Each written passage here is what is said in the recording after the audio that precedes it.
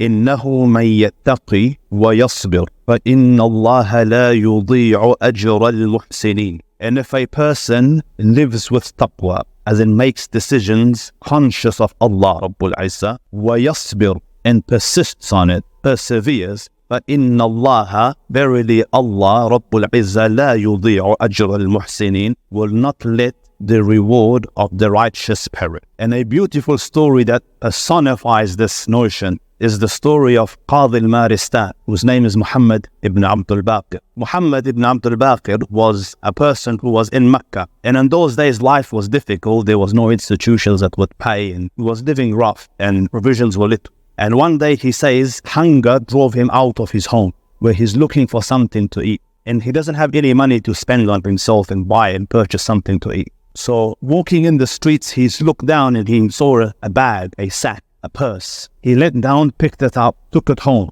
opened it, and he says, I have never seen a pearl necklace like this before, dazzling, and in a nice purse. So he goes, then I heard outside a person calling that, oh people, whoever has found a sack of pearls, I will give him 500 dinars. And 500 dinars is 500 gold coins. So he says, I thought to myself, I'll go out and I'll give the man the bag and maybe benefit from the 500 because he's offering it as a reward. So as I walked out, I saw the elderly man and I invited him in. I asked him, as is the sunnah of the Prophet, describe the sack. So he described it, with the material that's in there and the tie that's on it. And then I said, describe what's in it. And he described it. And I said, describe the string of the necklace. And he described it. So this Qadhi al-Maristhan, young student at this stage, gave him the sack back, gave him the purse of pearls back. So the man gave him 500. And this is where you see the taqwa of a righteous person. So he to himself recognizes that, listen, I have no haq on this money, because essentially the good was his and I've just returned it.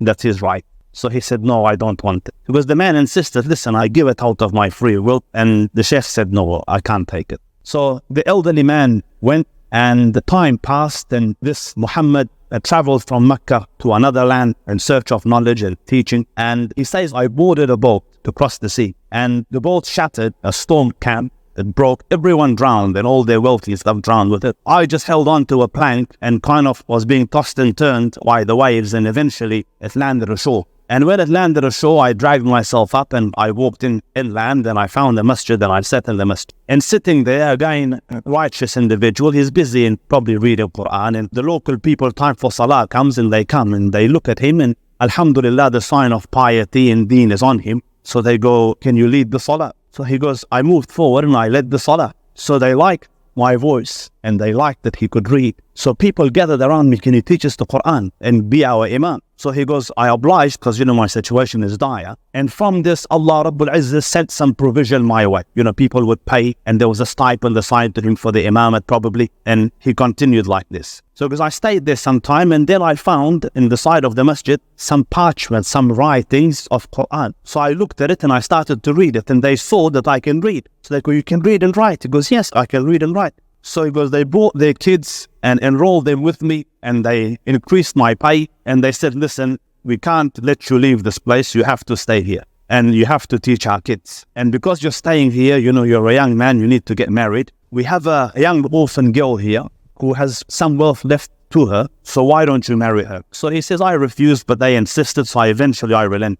And in those days, you wouldn't see your wife until later on, until the wedding night. So at the wedding night, the lady came into the wedding chamber, and he looks up, and on her neck, his eyes are caught by a necklace, and he's just sitting there, be glued to the necklace. And the poor orphan girl is thinking like, hello, I'm here. And this guy's eyes are just on the necklace. So the girl felt, this is a very materialistic person. His eyes are focused on, and he doesn't care about me. He's after my wealth. So she complained to the locals, and they came to him, Sheikh, what did you do? You broke the heart of an orphan, He goes, no, there's a story. So what's the story? He goes, I was in Mecca, and I was walking, and I found this purse, and I opened it, and there was pearls in there, and an old man came, and he wanted, and I gave it to him, and he offered me 500, and I said no, and that same pearl is on her neck. So they started to say, Allahu Akbar, Allah. He started screaming until everyone in the island gathered. So he goes, what's going on? They go, there's a story. That old man came here. This is where he was. And they used to make dua, Ya Rab, I have not seen a more decent man than that young man. return him to me so that I could marry my daughter to him. But he passed away, and Allah Rabbul Izzah accepted his dua, brought you here, and subhanallah, you married the girl. And not only that,